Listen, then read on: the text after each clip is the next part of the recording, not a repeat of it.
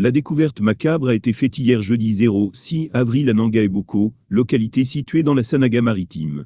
Du sang, beaucoup de sang et des corps mutilés, et aux gorges coupées, ont été retrouvés par les populations, laissant penser à un crime rituel, comme les nombreux qui ont fait écho au Cameroun ces dernières années. 6 personnes parmi lesquelles des mineurs égorgés à Nangaeboko. Les seins d'une femme découpés et posés sur son ventre. Les images sont insoutenables. Parmi les 6 personnes assassinées à Nangaeboko, on a une femme, 5 enfants dont une étudiante à l'université de 23 ans. Les seins de la maman découpés, telles sont les précisions que donne le journaliste Boris Berthold à propos de cette nouvelle affaire macabre.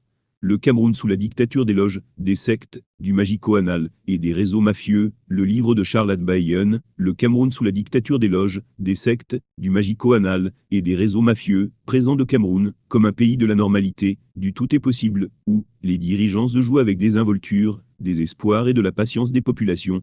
L'auteur analyse les situations aussi dramatiques que paradoxales, en évoque l'irresponsabilité, le déficit du sens de l'État, le mépris de l'intérêt général, le manque de foi et de volonté politique des dirigeants, l'inconscience, la gabegie, le népotisme des autorités.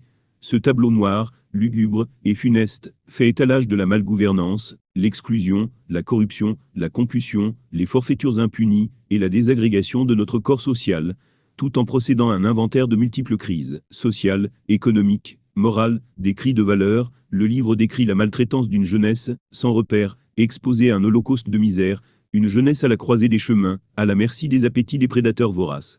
Au-delà de la pertinence de la thématique et son caractère poignant, l'ouvrage invite la jeunesse à un défi commun. Il faut s'indigner de la résignation collective, sortir de l'enjeu de la peur et de la banqueroute. Pour lutter contre les formes de dévoiement qui se multiplient au Cameroun, l'une des solutions serait de s'appuyer sur les valeurs sérieuses, sur les normes sociales et une moralité positive qui peut permettre de discipliner les conduites sociales, permettre d'organiser la moralité collective.